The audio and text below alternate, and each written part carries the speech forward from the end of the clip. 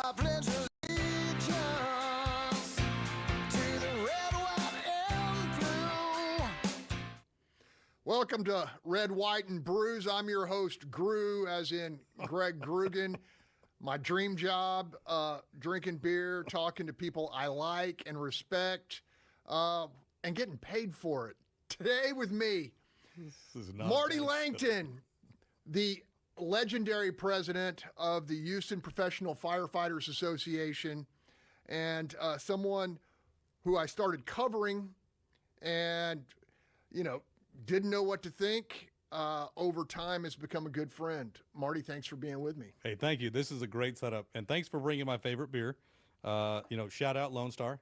You guys looking to sponsor Greg Groogan and his show. The National Beer of Texas. Be really good for you. National Beer of Texas. All right, Marty. You've been at war for the better part of a decade. You're at peace now. But you represented the men and women of the Houston Fire Department who were underpaid and who had been given the right by voters to collectively bargain. What happened was we had a mayor who decided he wasn't going to bargain with you. He was going to try to stuff his deal down your throat. That's when I entered and started covering this. Bottom line was, every time I came to you, you had demonstrable facts to back up your positions. The other side had promises, unfulfilled promises. Let's talk about the fundamentals here, which are firefighters can't strike because we need them in a crisis. Therefore, they are given the right to bargain with the entities, the city of Houston, that they work for. And if there's an impasse, it goes to a judicial arbiter who decides, what a fair deal is. That didn't happen. You had to fight for that. Talk about the early days when you knew that this mayor was trying to play hardball. First of all, what I tell people all the time, Greg, is when you don't have to lie and the truth is on your side and the truth is bad enough, you don't have to lie. It's a bad day, but you're right. We had seen the firefighters in Houston get ignored, be marginalized. Everybody wanted to take a photo with firefighters, and they wanted to show up when one of our brothers and sisters paid the ultimate sacrifice and died in line of duty. And when I was elected, I said, enough is enough. I said, you can't say that you respect first responders and in the same breath continue to do what you're doing to them. It was unacceptable, and I took a stand. And I took a stand, though, in the ways that you should when it comes to following the law. And that's the one thing that the city refused to do over the years. And when I was elected in 2016, it was simple, Greg. Hey, follow the law, treat your first responders correctly.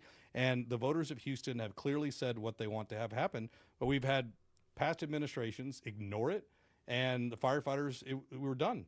So we went and we did what firefighters do, which is we get the job done no matter how long it takes. And we stood up to people that didn't want good things to happen. And we don't stand for people that want to pretend like they take care of first responders. We don't deal with corruption. We don't deal with people that put taxpayer money not where it's supposed to go.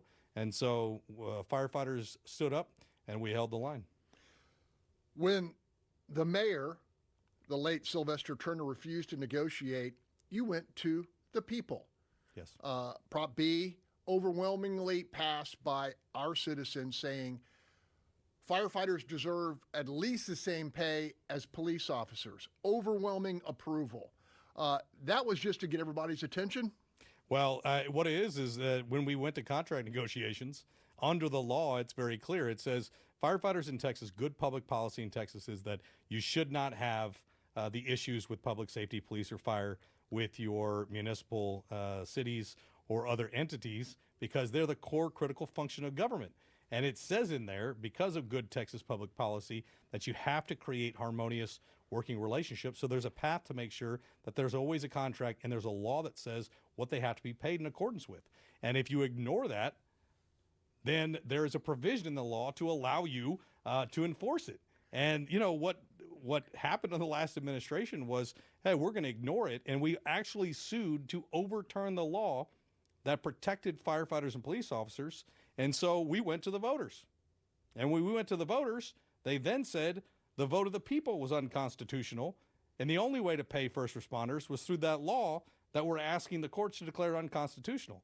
That's how ridiculous this was when it comes to wasting taxpayer resources and using political spin and not taking care of first responders. Yeah, you had them in a box. And, I tell people, Marty Lancton may not have a law degree, but if there was a test he could pass.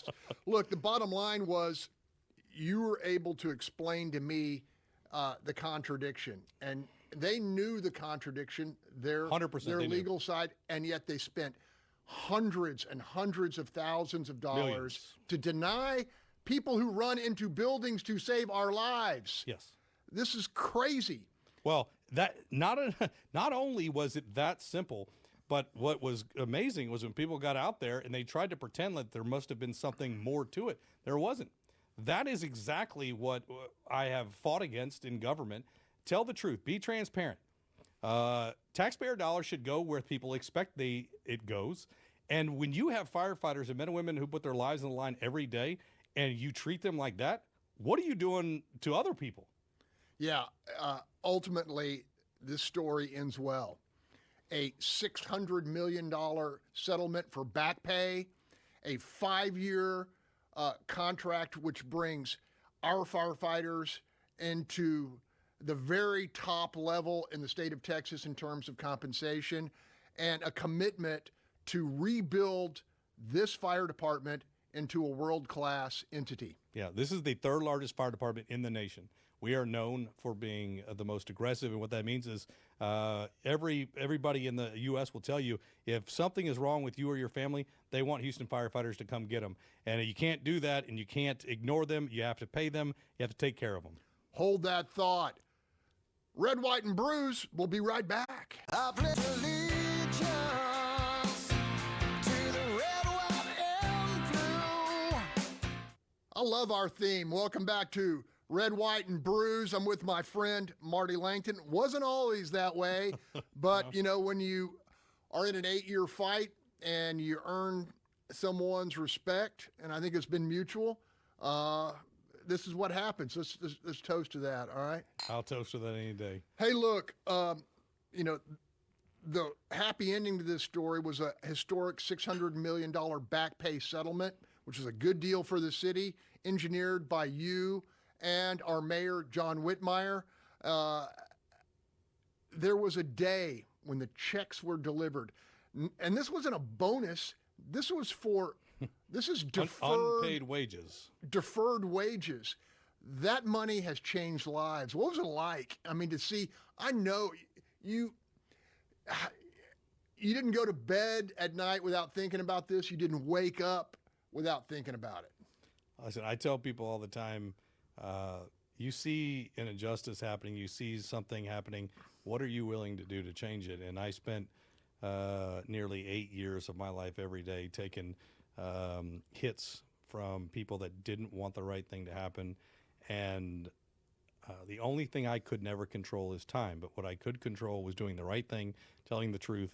And when that day finally happened, I don't know that I have, still gives me kind of chills down my spine, but it is, that's what fighting for the right people and the men and women who sacrifice themselves every day, that's what they deserve.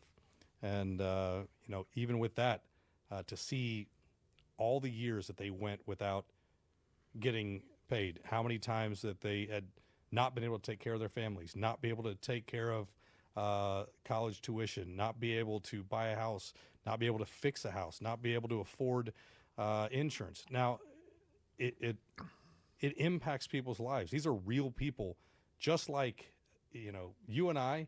They have families, they have responsibilities, and I don't know what it felt like to be Oprah, but that day I felt like it was pretty amazing to be like Oprah, because for the first time, firefighters were recognized for the service and sacrifice, and Mayor John Whitmire was absolutely the reason for that, and they started to feel respected, and that people had their backs. Are we done fixing it? No, because previous administrations tried to destroy a world-class fire department.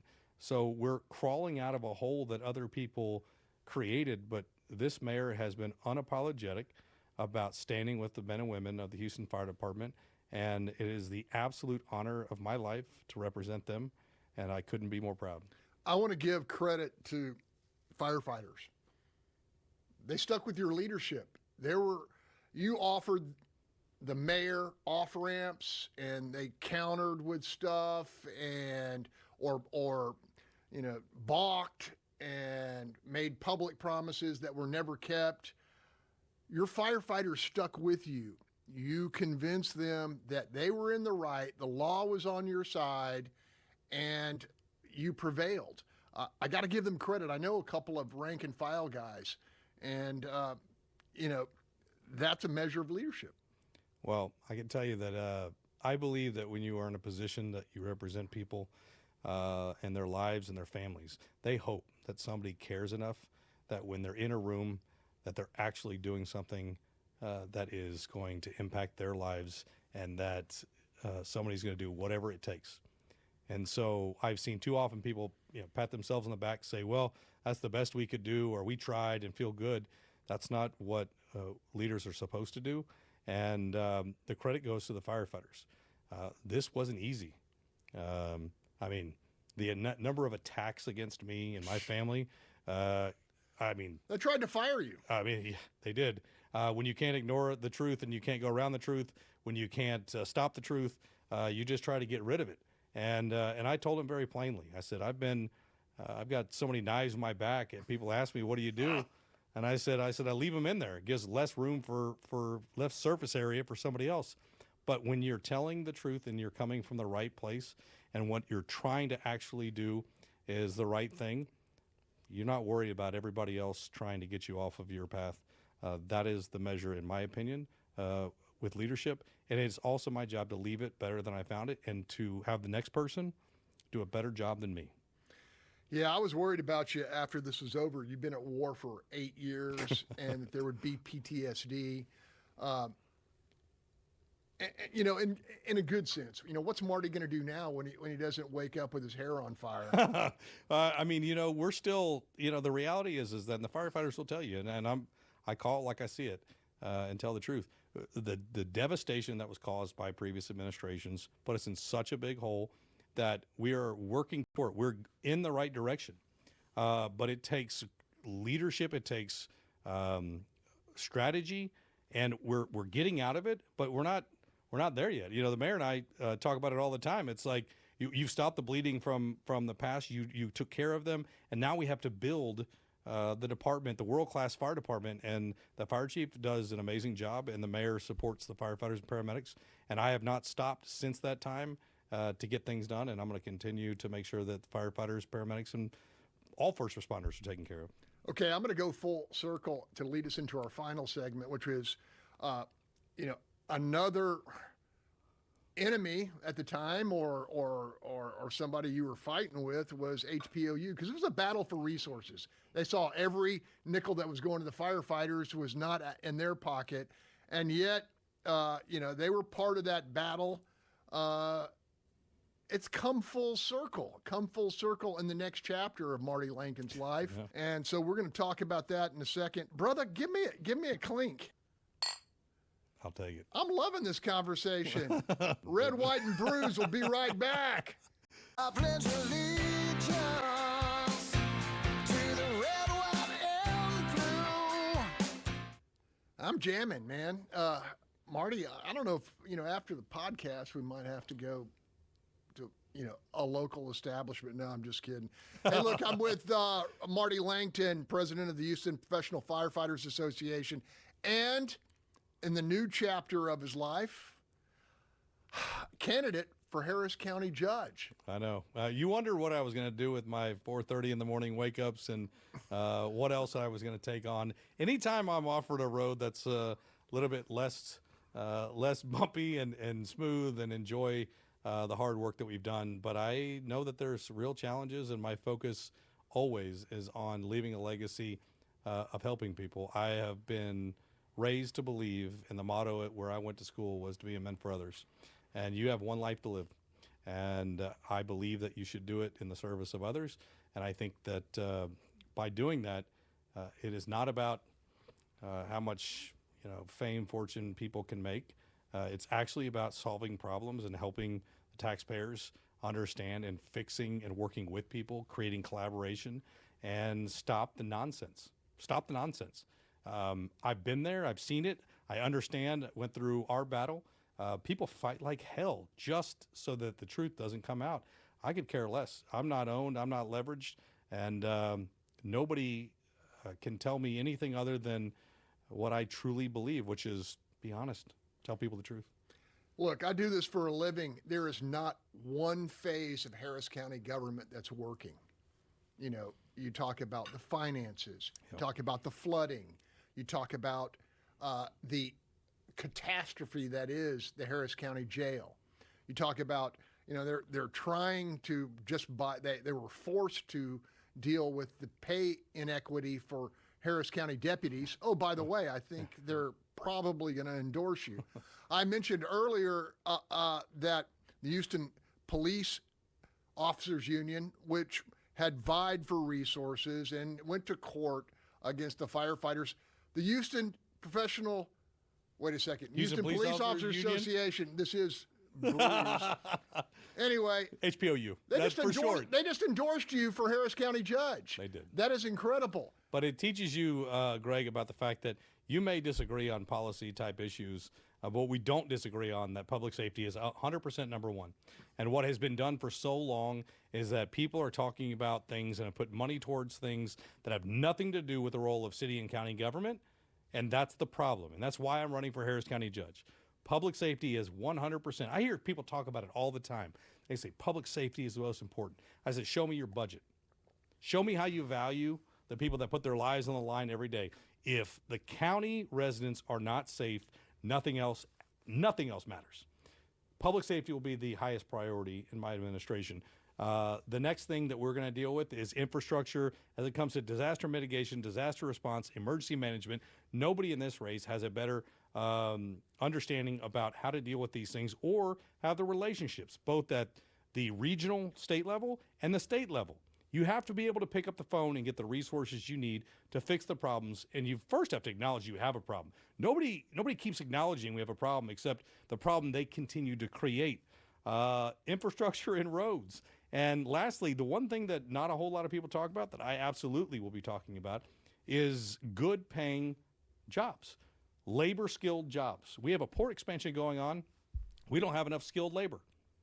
And we bring good paying skilled labor programs and we get people here. That is absolutely great for our economy. And we want to work with businesses to come to Harris County to make it home. But you can't do that while you have crime issues, jail issues, issues with paying your police officers. I know something about that.